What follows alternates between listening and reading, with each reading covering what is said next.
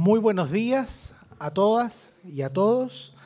El Instituto de Seguridad Laboral, ISL, es un servicio público encargado de administrar el seguro social contra riesgos de accidentes del trabajo y enfermedades profesionales de la Ley número 16.744. Entre sus principales funciones se encuentra el otorgamiento de las prestaciones preventivas, médicas y económicas a los trabajadores beneficiarios de este seguro. Por otra parte, el Servicio Nacional del Adulto Mayor, SENAMA, es un servicio público, funcionalmente descentralizado, creado mediante la Ley número 19.828, cuyo objetivo es velar por la plena integración del adulto mayor a la sociedad, su protección ante el abandono e indigencia y los derechos que la Constitución de la República y las leyes le reconocen. En este marco se definió como adulto mayor a toda persona que ha cumplido 60 años en Chile. Para comenzar, dejo con ustedes a la directora nacional de ISL, la señora Aida Chacón Barraza, que nos entregará un saludo.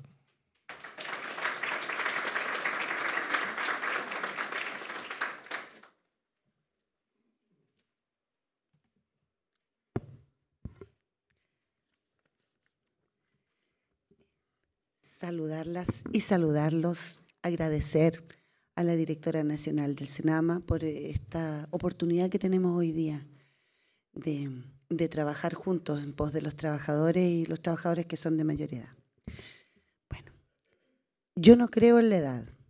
Todos los viejos llevan en los ojos un niño y los niños a veces nos observan como ancianos profundos. Así declamaba Neruda en su Oda a la Edad. Y claro, el tiempo es relativo, una suma de experiencias válidas, no siempre reconocidas como aporte, aunque lo sean. No estaríamos acá si no fuera por los más grandes. Ese es el hecho y la dignidad no se mide en años. Actualmente, el ISL cuenta con trabajadores beneficiarios de la Ley 16.744 que son mayores de 60 años, con dependencia moderada y severa, y con alta vulnerabilidad social. Se trata de personas que están en los porcentajes más vulnerables de la población, de acuerdo al Registro Social de Hogares, y que no tienen redes de apoyo efectivas o han sido abandonados por sus familias.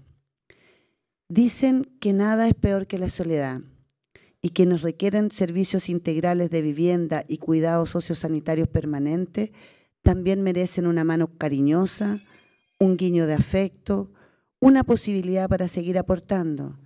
Allí debe existir el Estado como un gran corazón eficiente para darle sentido a la vida, porque entonces es vital poder brindar ese hogar ausente. Presentar o derivar a instancias de centros o establecimientos de larga estadía a estas personas grandes con las debidas prestaciones médicas no es un favor. Es una oportunidad que tiene Chile para devolver a los adultos mayores lo que ellos nos entregaron. Por eso y mucho más, gracias a quienes han construido este país. Por eso este convenio tiene sentido y razón. Muchísimas gracias.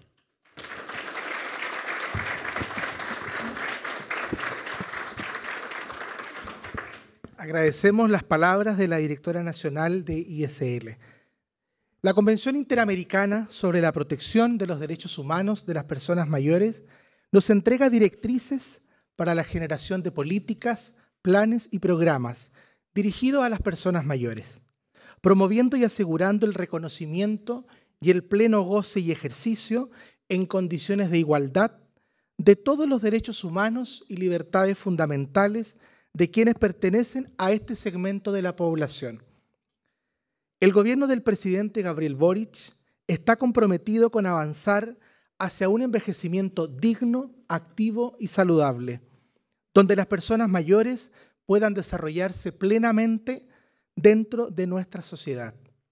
A continuación, dejo con ustedes a la directora nacional de SENAMA, la señora Claudia Smat Palomo, que nos entregará un saludo.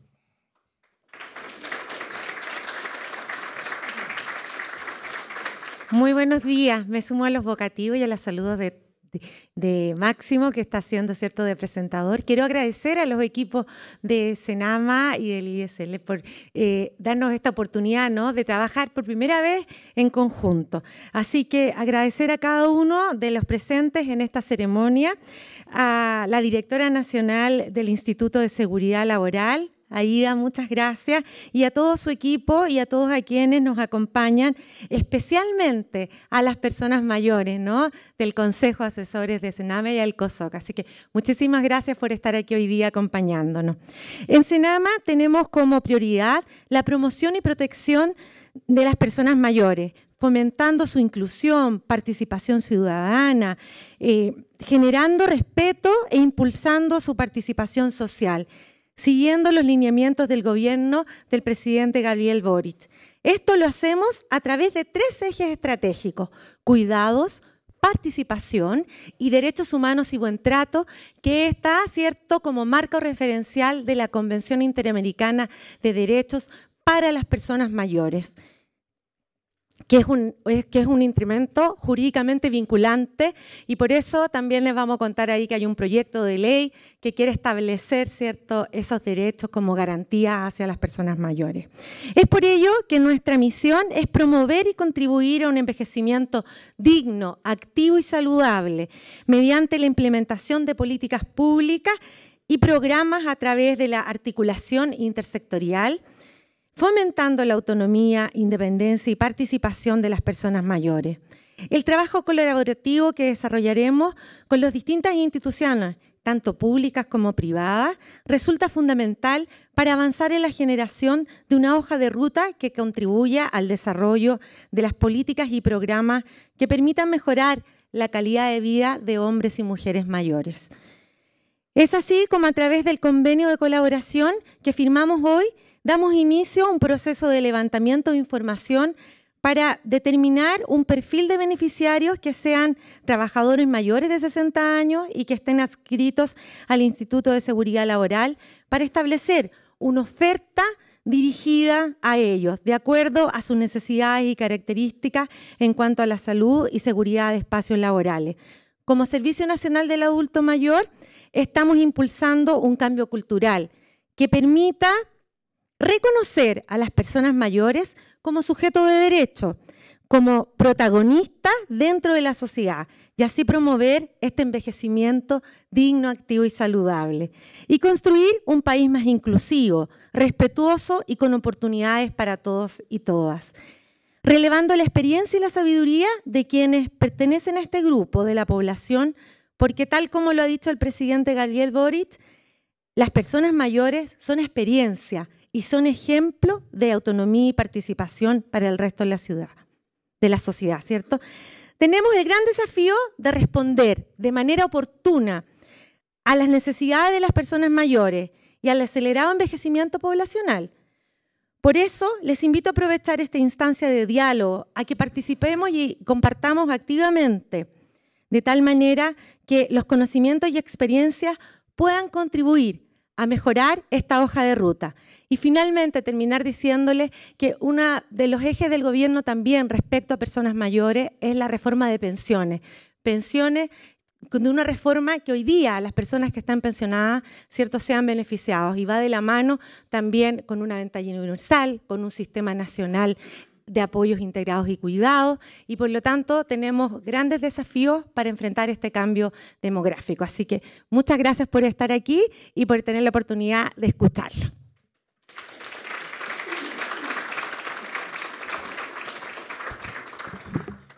Agradecemos las palabras de la directora nacional de Senama.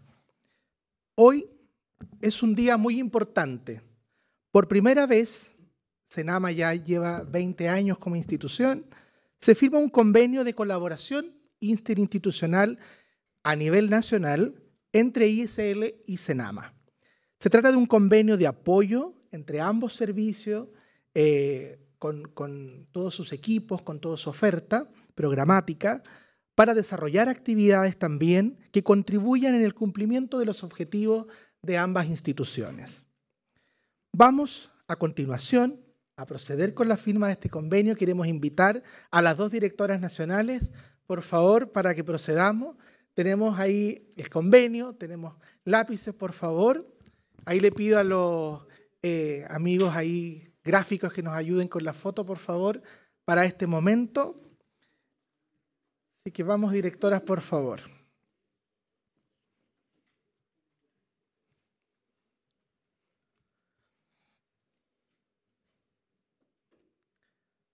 Por favor, procedamos ambas directoras a la vez. Está firmando entonces la señora Aida Chacón Barraza, directora nacional de ISL, y Claudia Samat Palomo, directora nacional del CENAMA.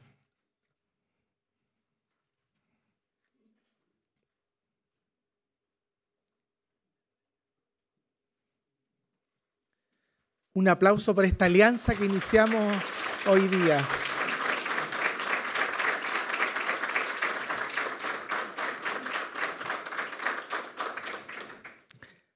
Agradecemos a las autoridades por esta importante firma nacional y por el compromiso de cada una de las instituciones. Y el convenio iniciamos hoy y queremos empezar a trabajar de inmediato, es decir, hechos y acciones al tiro. Vamos a comenzar ahora, vamos a desarrollar un conversatorio que marque el inicio de esta alianza interinstitucional. Vamos a estar participando junto a Daniel Ibarra, profesional de la Unidad de Derechos Humanos y Buen Trato de CENAMA. Y quiero invitar a pasar acá adelante, por favor, a la señora Claudia Samat Palomo, nuestra directora de CENAMA, a don Guido Pino Saavedra, encargado del Subdepartamento de Formación de Competencias Preventivas del ISL, y a don Felipe Abbott Matus, él es profesor del Departamento de Ciencias Penales y director del Centro de Derechos Humanos de la Facultad de Derecho de la Universidad de Chile, de la Red Transdisciplinaria de Envejecimiento. La modalidad va a ser la siguiente. A cada expositor, a cada participante, perdón, se les van a hacer 2 preguntas, ¿ya? Va a tener cada uno su tiempo para responder y después de esas respuestas de los 3 participantes vamos a abrir al público para que todas las preguntas, todas las consultas que ustedes quieran. Daniela, partimos. Sí, un detallito que no dije, perdón. El conversatorio es seguridad y salud en el trabajo para adultos mayores. Es el contexto que vamos a conversar a continuación. Vamos, Daniela. La primera pregunta va dirigida a don Guido y dice así. ¿Cuáles son los datos que maneja el ISL en relación a accidentes protagonizados por personas mayores? Ok, sí, buenos días a todos y a todas. Nosotros estamos iniciando un proyecto este año que busca impactar e intervenir precisamente a toda la población de adultos mayores que están ingresando cada vez más al mundo laboral. A partir de eso, entonces, estamos haciendo una especie de barrido de diagnóstico de cuál es la situación actual de estos trabajadores mayores. Y, por ejemplo, tenemos toda la información respecto del año pasado. En el año 2022, por ejemplo, de 53.000 denuncias de accidentes de trabajo, aproximadamente 4.000 corresponden a trabajadores adultos mayores, de edad entre 60 y 90 años, lo que representa aproximadamente un 8% del total de denuncias de accidentes del trabajo. Una denuncia es un documento formal, ¿verdad?, donde un trabajador que se accidenta explícitamente declara que sufrió un siniestro en el ámbito laboral. La mayoría de estos trabajadores corresponden a un sector o a un rubro económico que está asociado a la actividad de la salud humana y de servicios sociales, por lo tanto vinculado, nosotros creemos, a servicios públicos, servicios de salud, hospitales, clínicas, etc. Y de ello aproximadamente un 45% corresponde a accidentes de trabajo propiamente tal. Tenemos un 15% de accidentes que se gatillaron en los trayectos, porque esta ley protege no solo al accidente cuando es en el ámbito de su trabajo, sino también en los trayectos desde su hogar y de vuelta a su hogar. Y en general todos los accidentes tienen un común denominador que tiene que ver con caídas, golpes, atrapamientos, pisadas y en general lesiones de tipo del tren superior, ¿verdad? Y también tenemos tenemos bastante información respecto al año pasado en relación a las enfermedades profesionales que se gatillan en el ámbito del trabajo. Y bueno, la mayor parte, el año pasado hubo una especie de distorsión en cuanto a las enfermedades laborales, puesto que se asociaron muchas a contagios por coronavirus, ¿ya? Un 65% de hecho de nuestros adultos mayores sufrieron esta enfermedad en el ámbito del trabajo. Y luego tenemos ya un porcentaje menor, pero que tiene una correlación más directa con el trabajo, de enfermedades claramente osteomusculares, ¿ya? Ahí es donde se focaliza y se centralizan las enfermedades que se originan producto del trabajo en este segmento de la población. Muchas gracias. Ahora la pregunta para la directora Claudia Smart. ¿Cuál es la realidad del envejecimiento en Chile considerando esta dimensión que estamos abordando hoy, que es la salud? Sí, muy importante, ¿no? Yo creo que primero hay que contextualizar que Chile es un país que ha envejecido muy rápidamente. La proporción hoy día que tenemos para que se haga la idea, hay más mujeres mayores de 60 años que niñas menores de 15 años. Y si nosotros hacemos una proyección, hoy día el país tiene un 19,6% de población de personas mayores de 60 años, que son alrededor de 3.800.000 de personas mayores. Y por lo tanto, de esto, recientemente el Ministerio de Desarrollo Social, en trabajo con Senadi, Senama y la Subsecretaría de Evaluación Social, hizo una encuesta que se llama ENDIDE, Encuesta de Discapacidad y Dependencia, en donde vemos que las personas mayores de 60 años, el 78% son autónomas, independientes, ¿cierto?, funcionalmente. Pero existe un 22% de la población de personas mayores que tienen algún grado de dependencia funcional y que requieren, los que tienen dependencia leve o moderada, algún apoyo o cuidado. Y por lo tanto eso nos presenta un desafío muy importante para abordar. Y de esto aumentamos, que en salud es una tremenda noticia, aumentamos los años de vida. La expectativa de vida para las mujeres es de 83 años hoy día y para los hombres de 79, ¿no? Y si nosotros nos remontamos a los años 90, era mucho menor esa expectativa de vida. Y si hacemos proyecciones al futuro, que recientemente hizo el Instituto Nacional de Estadística, de aquí al 2050, las personas mayores de 100 años van a ser alrededor de 46.000. Y las mayores de 80 años, que por esta encuesta de discapacidad y dependencia, vemos que son las que por una etapa funcional van a requerir de algún apoyo o cuidado en las actividades básicas de la vida diaria. Son más de 10 millones de aquí a 2050.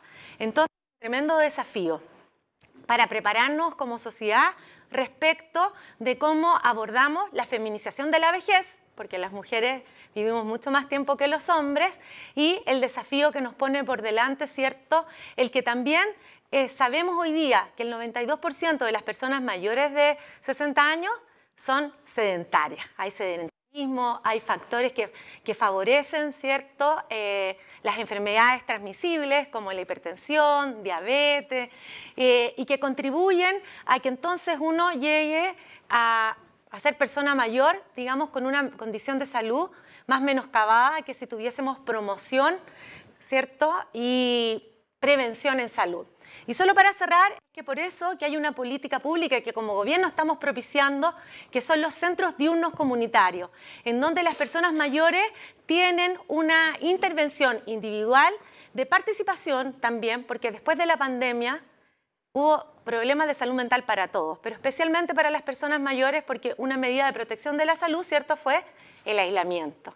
Y eso afectó mucho la soledad y el aislamiento de las personas mayores. Y los centros diurnos comunitarios son un espacio en donde hay una intervención individual y también de participación social que nos demuestra que hay un mejoramiento de la autoestima y que las personas mayores que ingresan con dependencia leve mejoran en un 82% su capacidad funcional y su relacionamiento y participación con la comunidad y su entorno. Entonces creo que este convenio viene, ¿no? Y no sé si voy a tener la oportunidad después, pero les comento después del proyecto de ley que viene precisamente como marco integral a abordar estas temáticas tan necesarias que son derechos de las personas mayores. Ahora para ¿cuál es su mirada actual de los derechos humanos de las personas mayores? ¿Podría ser también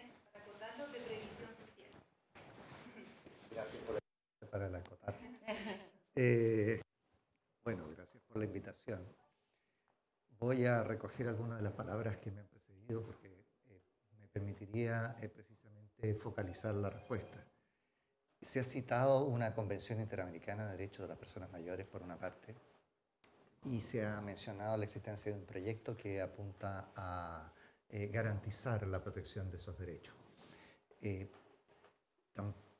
También resulta indispensable recordar un proceso que se está llevando a cabo en Chile sobre el debate de un nuevo texto constitucional, que es inevitable citar, ya que en uno y en otro contexto, estoy hablando de las dos etapas que hemos visto del proceso, ¿cierto?, se ha incluido dentro de ese debate una fórmula para que el nuevo texto constitucional sea más explícito en recoger el instrumental de derecho internacional de los derechos humanos, que aun cuando está suscrito y ratificado por Chile, subsisten todavía algún tipo de controversia respecto de su aplicación directa y su vigencia como parte del ordenamiento interno nacional.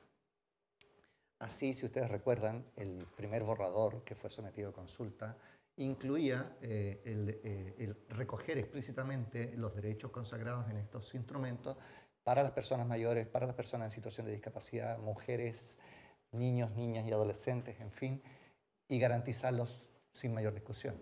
Probablemente una solución similar se plantee en esta segunda etapa. Existe cierta controversia todavía respecto de si aun cuando un instrumento de derecho internacional haya sido suscrito y ratificado por Chile, deba de, por así decirlo, contar con un reconocimiento más explícito y un instrumental nacional que opere como tren de aterrizaje, digámoslo así, para permitir que esos derechos sean efectivamente garantizados. Y yo creo que eso es un enorme desafío en todo orden de cosas, no solamente en materia de derechos de las personas mayores, porque hay un, digámoslo así, vicio de la técnica legislativa nacional, aunque no es una crítica que podría hacerse solo exclusivamente en nuestro país, pero mal de mucho, consuelo de tontos, digamos. La mayor parte de las veces nosotros suscribimos tratados internacionales sin prever lo que significa el cumplimiento efectivo cabal de esas obligaciones. Y hay que recordar que la suscripción de tratados internacionales no solo nos compromete ante la comunidad internacional, sino que particularmente nos somete a nosotros al cumplimiento de nuestra palabra empeñada. Y la suscripción de un tratado, particularmente de derechos humanos, implica una serie de obligaciones que resultan aparentemente invisibles, que son erradicar todo obstáculo que esté presente en nuestra legislación interna que impida el cabal cumplimiento de las obligaciones que ese tratado trae consigo. Facilitar el cumplimiento de las obligaciones en tanto si hay necesidad de dictar alguna norma, se dicte lo más pronto posible. Y favorecer la cobertura de cualquier espacio de interpretación que quede para efectos de que el tratado efectivamente pueda cumplirse.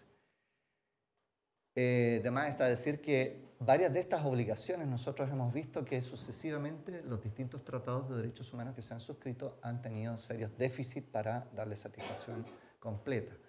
Pero yo diría que hay dos dimensiones en donde nuestra deuda es especialmente elocuente.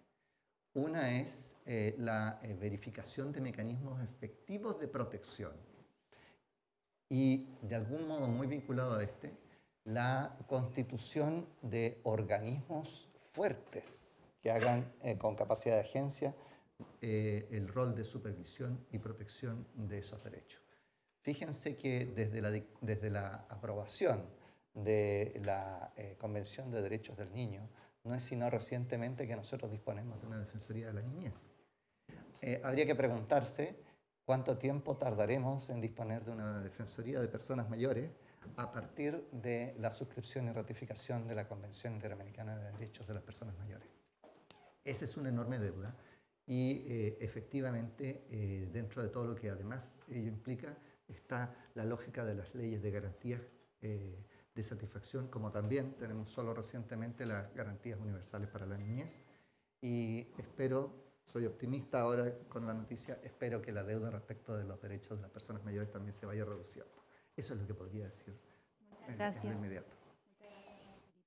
Ahora la pregunta va para don Guido Pino en relación a lo que usted nos dijo, la respuesta que nos dio a la primera pregunta, nos habló de cifras, ¿cierto? Y en ese sentido le preguntamos si es que el ISL ha pensado en algo más preventivo, en alguna acción más preventiva o qué estrategias están pensando para prevenir quizás y disminuir la cifra de accidentes protagonizados por personas mayores. Ok, sí, bueno, les voy a contar un cuento, voy a tratar que sea un poco breve, sí. Yo me desempeño en el Departamento de Prevención de Riesgos Laborales, que precisamente apunta a prevenir más que a curar, ¿verdad? Más vale prevenir. Y específicamente en un subdepartamento que de alguna manera genera lineamientos de capacitación y de formación para trabajadores, ¿ya? Y la idea en este subdepartamento es entregarles competencias, habilidades, enseñanzas y educar a los trabajadores respecto de los peligros y los riesgos a los cuales están expuestos. De manera de que con esas competencias este trabajador pueda ser capaz de desenvolverse de manera segura, ¿ya? Y en un ambiente de seguridad y salud en su trabajo.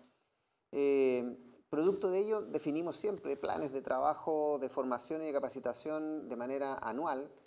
Y en general todos están enfocados en su mayoría a nuestros trabajadores que están adheridos a nuestra institución.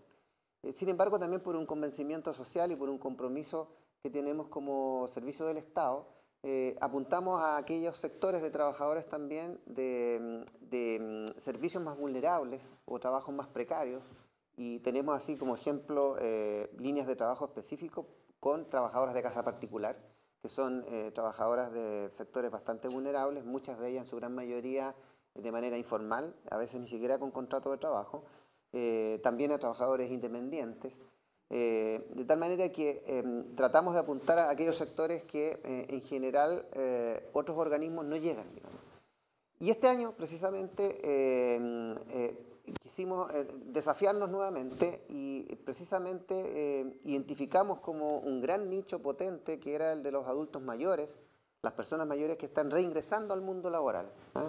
Producto de ello entonces dijimos, bueno, aquí hay que hacer algo y propusimos desarrollar este año un proyecto de prevención de riesgos laborales específicamente para adultos mayores. Y bueno, iniciamos todo un barrido, una revisión bibliográfica, diagnósticos, etcétera. Ahí nos sorprendieron hartas cifras, voy a estar de acuerdo aquí con nuestra directora de Senama, ¿verdad? Donde, por ejemplo, algo que me impactó a mí en lo personal fue que en el año 1992 existían algo así como un 29, un 30% de población menor de 15 años, ¿ya? Y la población adulta mayor de 65 en adelante, decía la estadística, era de un 6,6%.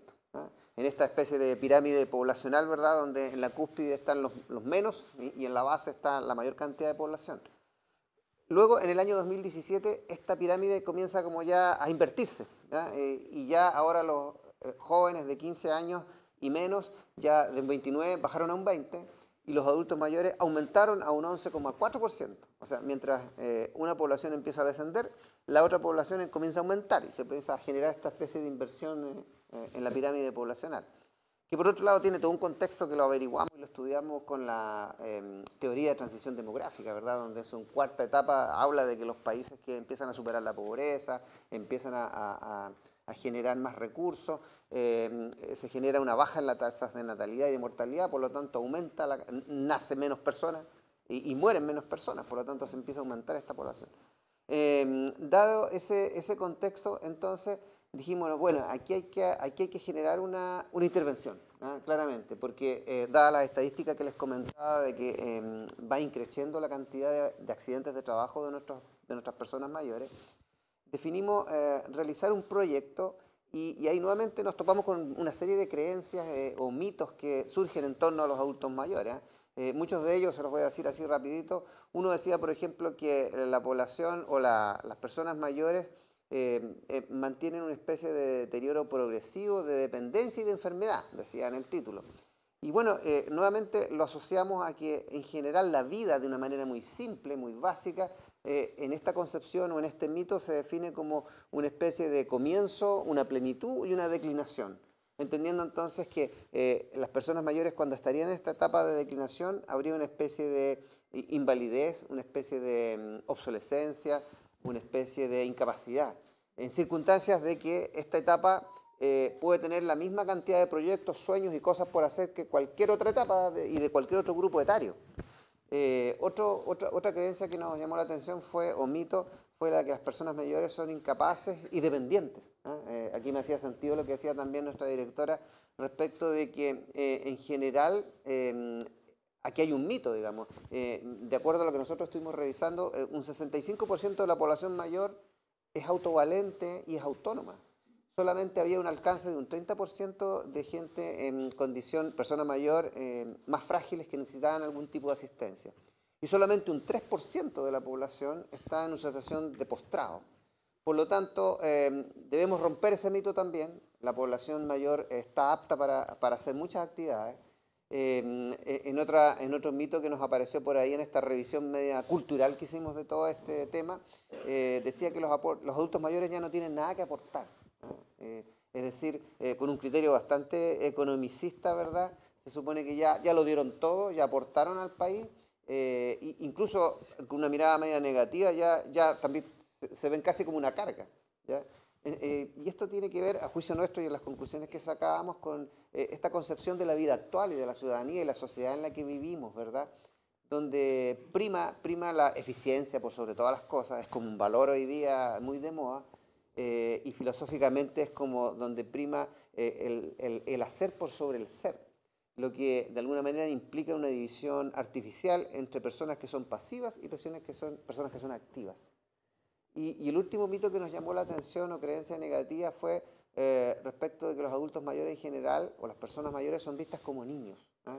Y se hacía una especie de correlación entre las dificultades físicas que tiene un adulto mayor, parecido a las dificultades físicas que podría tener un niño. Entonces se interpretaba que alguien que tiene una dificultad física menor también tendría que tener dificultades cognitivas, dificultades intelectuales, dificultades en cuanto a su experiencia, a su conocimiento, a su sabiduría, en circunstancias que todos sabemos que esto no es así. Incluso trata de infantilizarse el tema con conceptos bastante infantiles cuando se refieren a las personas mayores. Todo esto, bueno, lo metimos en la juguera, de alguna manera, y levantamos un proyecto que busca, de alguna manera, impactar e intervenir a nuestros adultos mayores que están trabajando a través de 3 variables que seguramente nuestra directora del Senama ya los debe conocer, porque apuntan un poco a generar una especie de programa de envejecimiento activo, ¿ya? Donde nuestra primera variable, de alguna manera, es una estimulación cognitiva potente hacia esta población, a través de principalmente alfabetización digital, redes sociales y de lenguaje y de creación literaria como una manera de remecer y como lo llamamos nosotros, de chasconearnos intelectualmente con los adultos mayores. Una segunda patita que tendría este impacto es a través de lo que llamamos la participación social, que ya también apareció, que es como un elemento súper potente en la estimulación de nuestras personas mayores. Muchos empiezan a estar más aislados, por lo tanto es necesario congregarlos, y a través de una serie de talleres de formación que nosotros estamos ya pensando y planificando. Hay talleres de comunicación, que ya los tenemos ya medio masticados y diseñados, otros talleres que buscan tratar temas como sexualidad, duelo y memoria en las personas mayores. Y bueno, y nuestra tercera apuesta metodológica apunta a la actividad física como un elemento central, ¿ya? Recién se decía aquí, ¿verdad?, que somos, yo ya me estoy casi integrando al grupo de los mayores, más bien sedentarios, y también un fuerte componente de lo que tiene que ver con la alimentación saludable. Nuestro objetivo, entonces, una vez que tenemos todo ese proyecto, es generar una cultura preventiva en los adultos mayores, una cultura preventiva que sea a la medida de ellos, ¿eh? Que de alguna manera les entregue el soporte, una estandarización y de alguna manera sean como reseteados, se dice hoy día, es decir, que esta persona mayor se presente casi con el promedio de un trabajador activo, de tal modo que los peligros y los riesgos a los que esté expuesto no sean tan gravitantes y sean o impacten de la misma manera que podrían impactar a cualquier otro trabajador en edad productiva. Esa es la invitación que estamos haciendo. Este año pensamos ya levantar este proyecto. Aquí vamos a necesitar la ayuda de nuestros socios a partir de hoy día de Senama, donde empezamos a probar estos talleres pilotos y pensamos también poder generar encuentros para poder llevar a cabo este interesante proyecto. Eso. Muchas gracias. Una pregunta ahora para la directora de Senama, aprovechando también lo que nos dice don Guido respecto de la mirada negativa que de pronto tenemos hacia la vejez y que dentro de uno de los objetivos de Senama estratégico es transitar desde una mirada más positiva, o sea, perdón, de una negativa a una más positiva. En ese sentido, ¿qué acciones está desarrollando Senama para promover los derechos humanos de las personas mayores? Sí, quiero primero como hacer el link de lo que acá el colega respecto de que efectivamente esta asociatividad del convenio nos permite, porque dentro del rol de Senama y del programa de la gestión está precisamente la inclusión digital, que es una herramienta fundamental, especialmente después, ¿cierto? Insisto, con la pandemia, que nos obligó a conectarnos y a comunicarnos a través de estos medios, y trabajamos también en el área de la ciberseguridad, investigaciones, porque hoy día es muy fácil y hay, a propósito de los mitos, una creencia más difícil porque no somos nativos digitales, ¿no? No nacimos en la época de lo digital, pero el 2% de las personas mayores tiene smartphones, teléfonos celulares, ocupan WhatsApp, Facebook y todas estas redes de conexión, y hay mucho interés por aprender y usar estos medios de comunicación. Y tenemos talleres que participamos a través de eso en participación y en el programa de envejecimiento activo, ¿no? Y efectivamente creemos que la promoción y prevención es una herramienta para mantener la autonomía y la funcionalidad de las personas mayores. Del punto de vista de derechos humanos, contarle que modelo de la gestión y del proyecto de ley que hemos hablado tanto en la Convención Interamericana sobre los Derechos para las Personas Mayores es de que las personas mayores son objeto de derecho, objeto de derecho. Va un poco de la mano con lo que decía la objeto de derecho. Antes pensábamos que había servicios para prestar a las personas mayores, había que hacer las cosas por las personas mayores, y la convención, que la suscribimos en el 2017 junto a otros países, nos dice son objeto de derecho. Hay que tener una atención centrada de las personas con decisión, participación con y para las personas mayores. Y entonces, a propósito de eso, además del programa de buen trato que tenemos en Senama, ¿cierto?, en que hay una dupla sociojurídica que acompaña, asesora en vulneración de derechos hacia las personas mayores, que son diversos, ¿cierto?, por acción u omisión, no solo en el ámbito psicológico, sino también vulneración patrimonial, ¿cierto?, abandono social.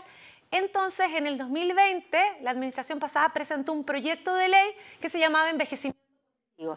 ¿Y qué hizo el Ejecutivo? Y una prioridad del ministro y de nuestro presidente que nos mandata es que este proyecto de ley cambia en el marco de la Convención Interamericana de los Derechos Humanos.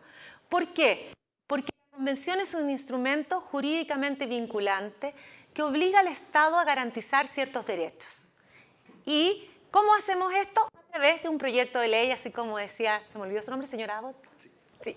Entonces, eso nos permite ir en la primera base, porque hoy día no existe una ley.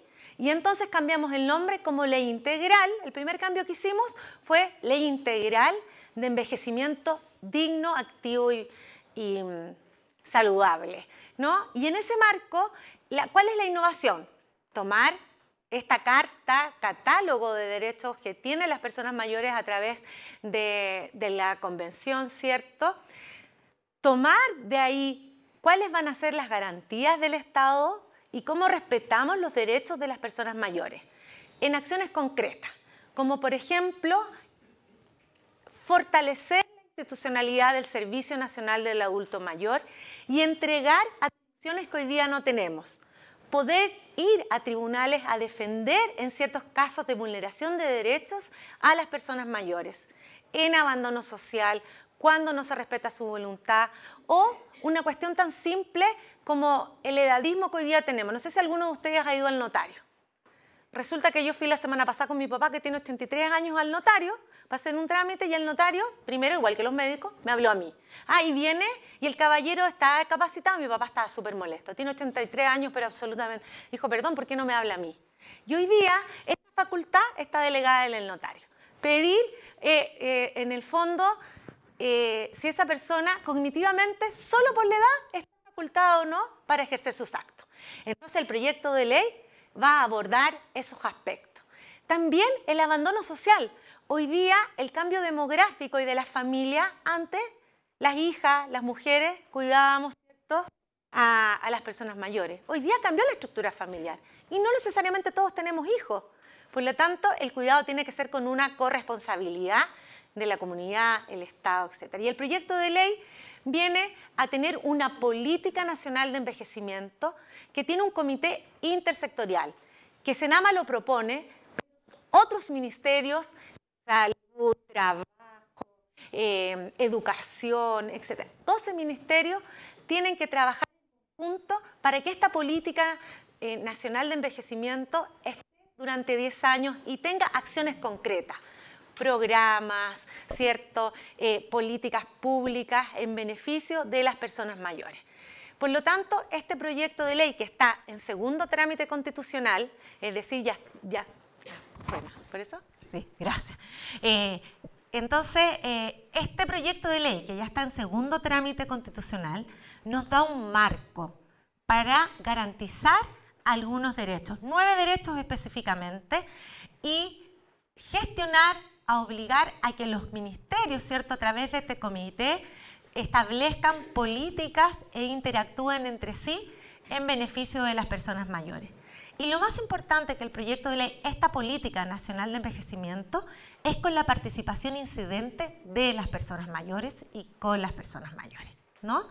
Y por lo tanto, con eso vamos a generar los próximos 10 años cómo vamos, ¿cierto?, a manejar y qué prestaciones vamos a tener y dar atribuciones a Senama. Ustedes saben que hoy día Senama, con la ley 19.828, tenemos 16 regiones en las que estamos presentes, pero son coordinaciones regionales. No hay atribuciones delegadas en las coordinaciones regionales y por lo tanto el sentido de pertenencia territorial se pierde un poco. Entonces esta ley también va a fortalecer la institucionalidad de Senama y va a abordar cosas como lo que decía aquí el señor Abbott respecto a tener facultades para defender los derechos de las personas mayores en tribunales. Solo para cerrar, contarles, por ejemplo, que los tribunales de familia, cuando una persona mayor es vulnerada en sus derechos, deciden la institucionalización, incluso en contra de la voluntad de las personas mayores, ¿no? Y para eso hoy día la ley nos va a facultar para tomar, ¿cierto?, la decisión de esa persona mayor. Es un tremendo desafío la implementación de esta ley y que por supuesto se transversalice porque necesitamos una base y este proyecto de ley nos da una base para garantizar derechos de las personas mayores y avanzar hacia tener, ¿cierto?, después una defensoría u otra institucionalidad que nos permita también ejercer esos derechos. Así que estamos trabajando en eso, también en transversalizar eso, y un punto que tocó aquí el colega también importante, es que también tenemos que trabajar en que las personas mayores, no porque cumplimos 60 años, cambiamos nuestra condición, entonces somos asexuados, ya no pertenecemos a la comunidad LGTBQ+, etc. Entonces hay muchos derechos y una hoja de ruta de desafíos de inclusión que tenemos que trabajar. Muchas gracias, directora. Ahora una pregunta para don Felipe. ¿Qué desafíos observa en la seguridad social en el trabajo en las personas mayores? Voy a usar el micrófono por si fuera necesario. Primero tendríamos que preguntarnos exactamente de qué hablamos cuando hablamos de previsión social. Tradicionalmente se entiende previsión social como una visión de futuro, cuando las personas necesitan asistencia, cuando, como decía nuestro compañero aquí presente, abandonamos la vida activa y necesitamos una fuente de ingresos garantizado que, no obstante no seguir produciendo ingresos para nuestro mantenimiento, tengamos la seguridad de que ese ingreso se va a proveer. Y ese ingreso se va a proveer no solo en la forma de una pensión, sino que también, por ejemplo, asistencia médica, para nosotros y nuestro entorno familiar, una vivienda adecuada y por supuesto todo lo que significa la vida social en general, acceso a la cultura, entretenimiento, actividad física o deportes, etcétera, etcétera. Se dijo en un principio de este acto que habían dos componentes que yo creo que están siempre flotando sobre esta conversación. Uno es el tiempo y el otro es la seguridad social. El tiempo, a propósito de la cita técnica al concepto, se manifiesta en edadismo. La problemática en relación con la vinculación entre el ejercicio efectivo de derechos y la edad que tiene el titular de esos derechos. Aquí estamos hablando de personas mayores, pero piensen que el fenómeno del edadismo nos afecta a todos en todo nuestro curso vital. Para los niños, niñas y adolescentes representa una suspensión del ejercicio de muchos de sus derechos. Todos reconocemos que los niños, niñas y adolescentes tienen derechos, pero por mucho que, por ejemplo, manifiesten su opinión y voluntad, generalmente es otro el que toma decisiones por ellos, porque el pleno ejercicio de los derechos en niños, niñas y adolescentes se entiende suspendido. Y eso es muy discutible. La perspectiva de derechos ha internalizado el concepto de autonomía progresiva de los niños, es decir, les vamos dando espacio para que el ejercicio de los derechos sea directo y efectivo desde el titular, los niños. En el otro lado, de pronto nos encontramos que las personas adultas, que tienen la plena titularidad nunca discutida de los derechos, pero también el pleno ejercicio de estos derechos, se empiezan a enfrentar a situaciones en que se les desconoce ese ejercicio pleno. Y se produce eventualmente una situación de visualización del proceso de vejez como de invalidación.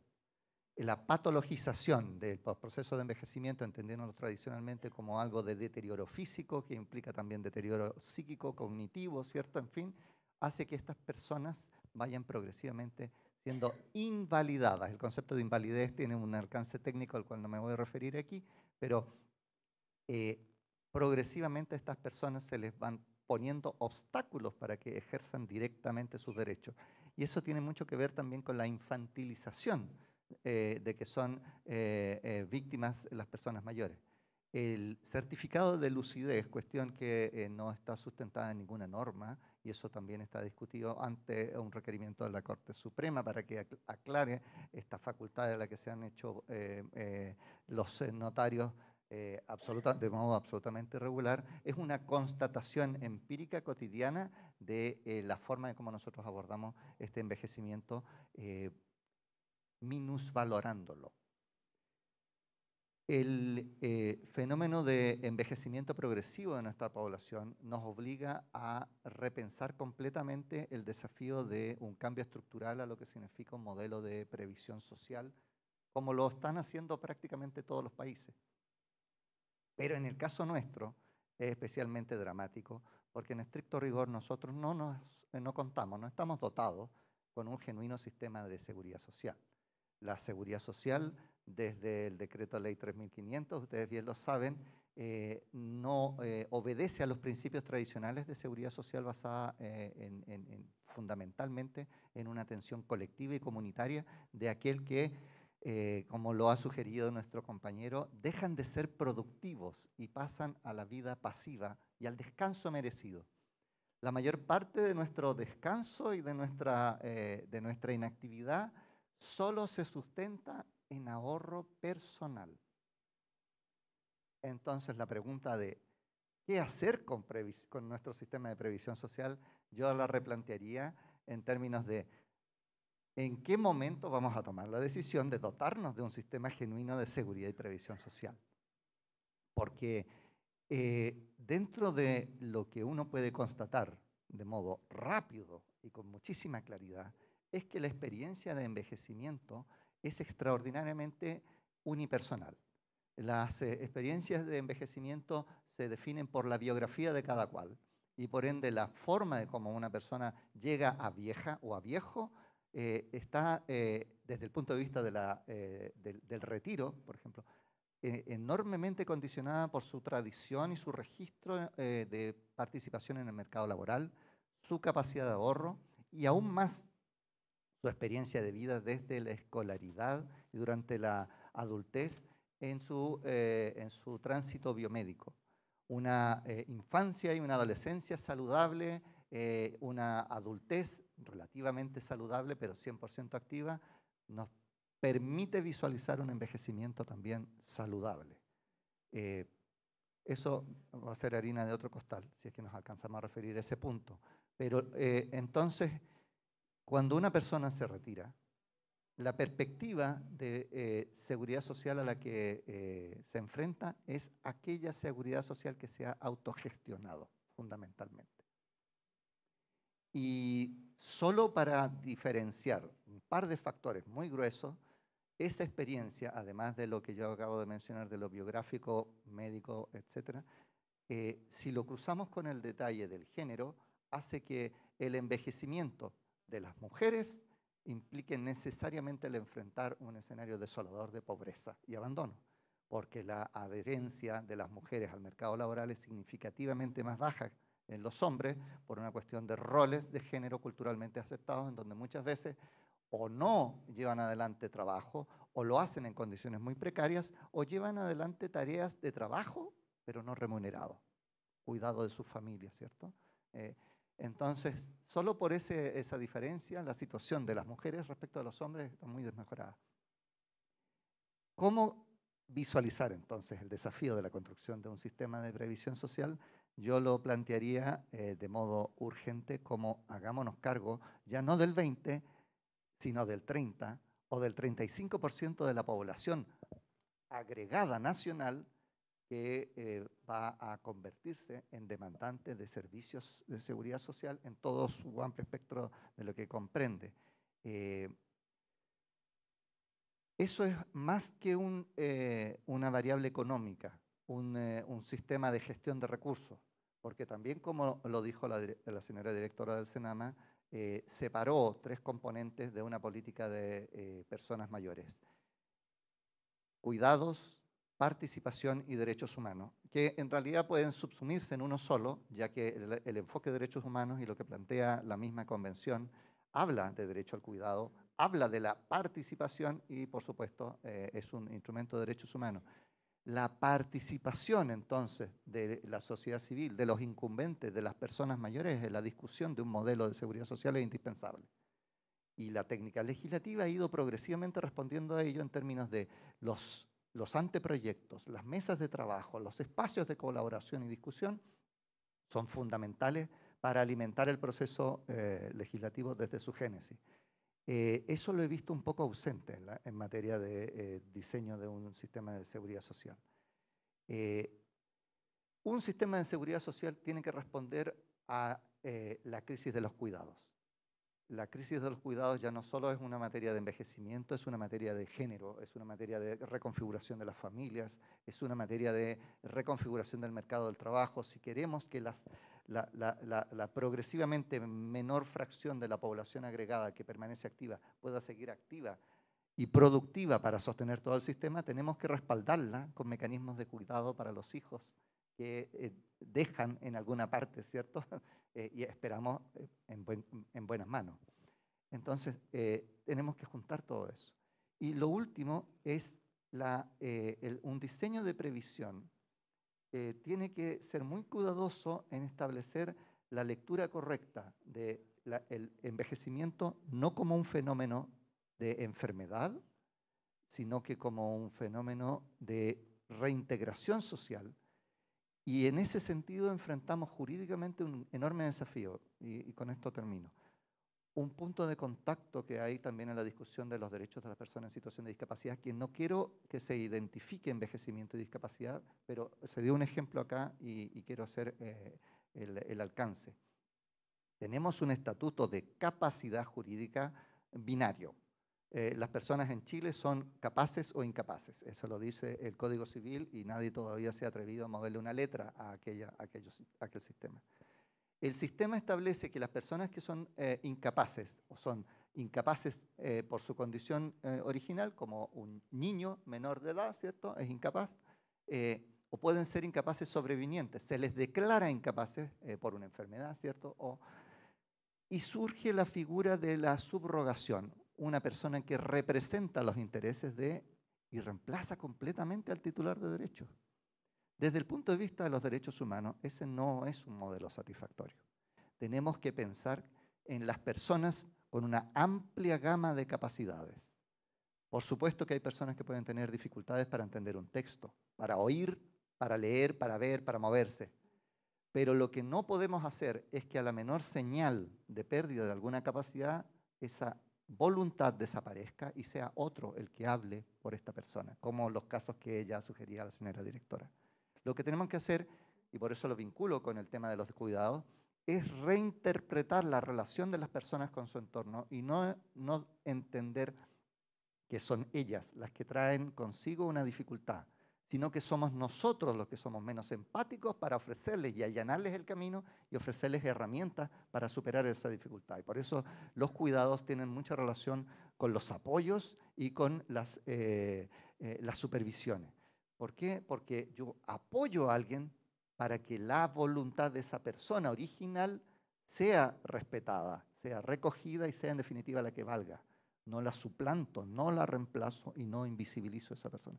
Y eso es un enorme esfuerzo particular para el mundo jurídico, y en esto hago un mea culpa, porque significa transitar de un modelo alojado en nuestra tradición jurídica centenaria a un modelo completamente distinto, y además es un modelo complejo y caro, porque requiere capacitar gente, entrenar gente y además cambiar formas de ver las cosas. Y ese es otro tema que probablemente lo abordemos luego, que es el cambio cultural que hay detrás de todo esto. Bueno, muchas gracias a todos y todas las exponentes. Gracias. Bueno, queremos agradecer en primer lugar a nuestro excelente panel. De verdad que nos quedamos con varias inquietudes, reflexiones. Este es un desafío que se inicia entre ISL y CENAMA a partir de hoy. Así que muchas gracias a todas, a todos. Y para cerrar les invitamos a un cafecito a la salida. Muy buenas tardes a todas y todos.